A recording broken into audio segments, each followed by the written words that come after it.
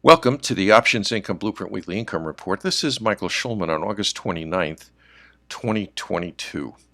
Reminder, next session for live trading is tomorrow at 11 Eastern Daylight Time, and that should be a reminder that even though the summer is winding down, this is light trading week, lightest other than between Christmas and New Year's, typically of the whole year.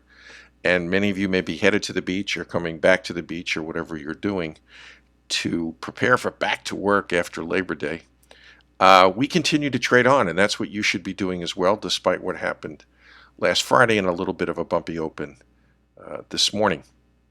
As always, I'm going to review our trades and results from last week, and I think last week was about as instructive as one gets while making a lot of money. And that had to do with trading around Chairman Powell, Jerome Powell, head of the Fed at Jackson Hole last week, an annual event. And a stock we've traded a while. I decided to put two things together. How do you trade a stock you trade all the time around an upcoming event? Now, last week we had one closed trade, and it was Roku. We had sold, and I'll get into it in great detail, something long dated. We closed it in a few days, made a lot of profit. Here's the total amount of trading that we did, and there was a lot of income coming in, a lot of cash coming in, because we continue to very successfully roll positions either for profit or because we're in the money. We don't want to take a loss, and we like the company, we like the trend, we like the chart, and so forth and so on. However, if you put it all together, there was an event we needed to avoid this week, which is, last week, which was Marvel Technology announced earnings. I like them, sold off a little bit, but we wanted to stay clear. And for those of you in the position, there will be an alert this week with a new position in Marvel. It's one of our four core stocks, along with General Motors, Citigroup, and Pfizer. It's a cash machine. You know, it sometimes gives us more than 1% a week in cash. But it was time to stay clear. So we spent some money to buy back an open position. We will get right back in with the math. We're not going to say we're starting fresh. If you trade it and you haven't traded before, you are starting fresh. But we're going to start with the numbers that we've accumulated to date while trading the stock. So the overall performance last week, the rates of return on the capital that was coming in on new positions and new trades was quite dandy, thank you. And these performance numbers are important. By way of explanation, is remember the target is 0.5% over, on average over a 52-week period, and this is the metric. More because you can sell an $80 put or a $20 put. You can sell an $80 put expiring in 3 days and a $20 put expiring in 12 days or what have you. But it's those rates of return that matter. And the annualized rates of return matter even more, as we'll get into in a moment when discussing Roku. So last week, no one who does what I do is supposed to say we ever make a mistake. It's sort of dogma in the profession that I'm in. However, if there is a weakness / mistake that I occasionally make, and this sounds haughty, it's not meant to be, is how dumb some people on Wall Street are. Who didn't think that Powell was going to say what he said? And I had told people I really thought Jackson Hole's speech was going to be a non-event. And for those of us who passed 8th grade English, maybe 6th, and who do more than read the headlines of Investor Business Daily and actually spend more than 14 minutes reading about the world, the economy, the market, and the Fed every day, there was no surprise. There wasn't one thing that he said that was a surprise. And yet the bond market sold off very sharply, which meant equity assets sold off very sharply, and we had our worst day in a long, long time. And this took on a life of its own because as of last Friday, we had more open short positions measured by the amount of puts on the S&P 500 that we've had in a couple of years, which is an indication, and this is almost all of it's professional traders and investors, either hedging portfolios or just simply trading for the downside. Dr. Powell spoke, and you knew he had to maintain his credibility with Wall Street and with Congress and with the world. It's very, very important because at the end of the day, the only power has, besides interest rates, is people believing what the Fed says. And there were simply too many interest rate bulls in the market, and I don't know what they were thinking. I just don't know. And at the risk of personalizing it, next we'll get right into Roku and the Roku trade. Many of you know this, some of you don't. I recently bought a place uh, a second home. And the week before I signed my contract, interest rates were a little over 5. And when I signed, I locked in at 5 7/8. Seriously, just the worst possible week in theory. And called my mortgage broker a couple of 3 weeks ago, and they created a little program. It's a huge company, 11, 10,000 employees, and yet they understand the refinance business is gone. So they were very accommodating and said I could change the lock in a certain period of time if I wanted to. But my original prognosis was at 5 7/8, even if rates went down, they were going to go up again with the Fed announcement of an interest rate increase in July, and there was Jackson Hole, and there's another Fed meeting in September. Well, it turns out right now for many 30-year fixed, it's above that 5 7/8 level.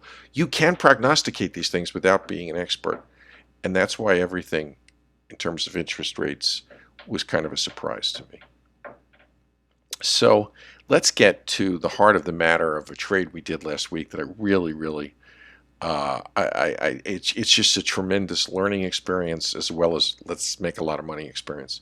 It's a very volatile. Roku is a very volatile stock, and the reason is it's an extremely important brand. It's a verb to Google to Roku. You Roku something, and but on the other hand, management in the eyes of Wall Street and certainly for me as well has really not monetized this enormous user base nearly as well as it should, which means in Options Income Blueprint, we trade it anecdotally. It's not something we trade every week. We trade based on charts, events, cash, what have you. And we put a trade on Tuesday of last week, knowing that Chairman Powell was going to be speaking. But I did the math. We sold a monthly, 25 days from expiration for a really large amount of cash and rate of return, with the possibility we're going to close early before Chairman Powell spoke, or if we held on and something was a little bit untoward, we had a long time for a post-Labor Day recovery in the stock. So there were two ways to approach this. The trade itself was on the 23rd. We sold a monthly, the September monthly. Now there are weeklies for Roku, but the reason we did, it was the $60 put. It's a strike price about 40%, 14% out of the money. Actually, if you round it up, I have a conservative editor. If you round up, it was 15. She said we don't round up, it was 14. And the reason I'm laughing is that 15% is sort of a rule of thumb for a silly put when you're selling a silly put with an expiration more than 2 weeks out. We collected $1.65, a lot of money, $165 in cash. And if we had held this until expiration, and the target for silly put is 15 to 18% return, this was 40. So it gave us enormous amounts of latitude, even if we held past the Powell speech, to close this early, give back some of that cash, and still have a very, very high annualized rate of return. And as I said a few moments ago, that is the way we measure all trades, and you should be measuring all trades. So we closed it a couple of days later, 2 calendar weeks, 3 trading days, and with the stock up marginally, about $1, we for the period of time we were in the position, we bought back the put for $1.22. It's a profit of 43 cents or 43 contract. That was a 0.7% return in 3 days, and that's an 87% annualized return. That's just a slam dunk trade. Now, I know that folks in the Options Income Blueprint program appreciate this kind of trading in a volatile market and with an event coming up, for the simple reason I did not receive one email about why are you asking me to spend this amount of cash back. 2 years ago, that might have happened. Well, pre-pandemic, that might have happened. And if you take a look where we sold and where we closed, you can see the volatility. Now, this isn't a giant range. This is from the high 60s to the mid 70s. But you can see what we avoided.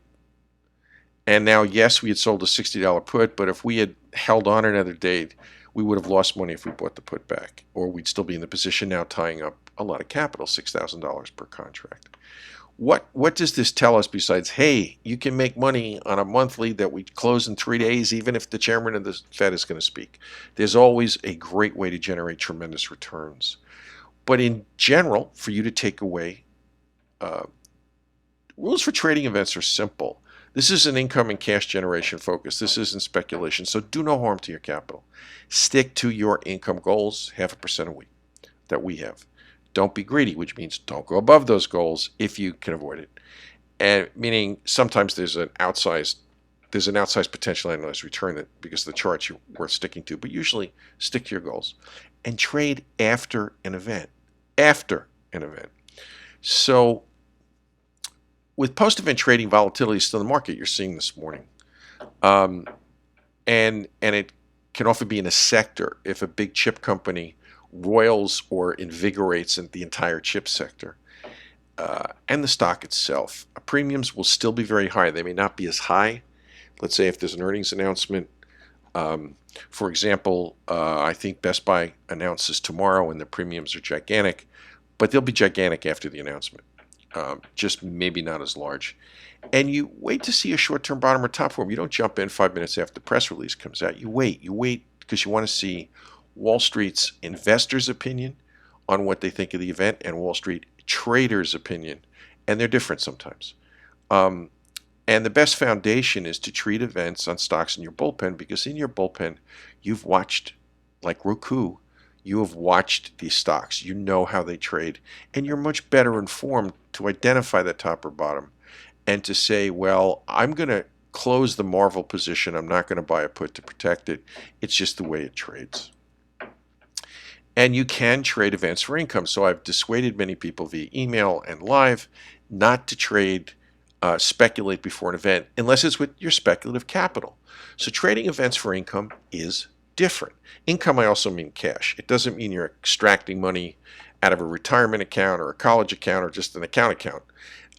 It means that you're focused on cash and income. You're focused on weekly or monthly or quarterly generation. And protecting capital is paramount to be able to do that, so you're really not willing to take a loss, or if you are, it's a small one. It's not about speculating. And with Roku, we did both. It's a critical and dominant player in streaming. The nature of its performance is we trade it anecdotally. We don't trade it every week. And it's just too volatile to ride out through events. And please take that away with you, knowing that we did a 0.7% return in 3 days. We generated a $40-something, $43 profit, or $43 per contract profit per contract in 3 days. And we had an 87% annualized return. Trading this week, liquidity really is going to get light. This is the second or first, as I said, lightest week of the year. The others between Christmas and New Year's. So the question is the short-term bullish move over? That's being debated as I record this. As the S&P 500 touches 4,000 and bounces off, a lot of people are saying, I don't think they're worried about the economy anymore. I think there's a much clearer idea of economic statistics. I got an interesting email today from an Income Masters member that the lines were so long at Walmart and the shelves were so empty that nothing happened for him in terms of a shopping spree or plan that he had. But the bottom line is the economy is in better shape, which people know, which is one of the reasons Powell's voice had real power and credibility on Friday. So the question is the bond market absorb what he said, or there's still a bunch of people out there thinking that, he's going to start taking it easy in September, and of course he is not. You have to watch the bond market, and you also have to watch the crypto markets. As I've said, I'm alone in this, and some PhDs will prove this a few years from now, that there's an interrelationship between equities and crypto, and also equities and bonds. And margined crypto accounts that are long, crypto's below 22 or 20,000 this morning, and it really can spill into traders who are trading currencies, bonds, crypto, whatever, and they have margin calls that they have to cover. So we have a choppy September coming ahead of us, and it's going to be really, really, really good for selling puts and calls. Volatility, uncertainty is our friend. It's not our enemy. If you're a speculator, it can be your enemy. If it's someone who's nervous on Friday afternoon because the value of your portfolio went down for 1 week or 1 day, you might be nervous and you might not lock it. But chop is really good for us, as we saw with the Roku trade and so many trades that we've done. So the question I'm asking myself, ask yourself this, send me an email. The threshold for new trades is 32% annualized, with the exception of silly puts. So, and rolling, of course, is different, has a lower potential annualized rate of return. The question is, should we raise the threshold as I anticipated choppy September? And I haven't made up my mind yet. We'll be seeing that through trading. But most of the trades, if not all of them with a couple of exceptions, have a significantly higher potential rate of return when we first put them on And even the ones that say it's a 28% potential annualized return, it's much higher because I intend to close them early. This is Michael Schulman. Thanks for listening.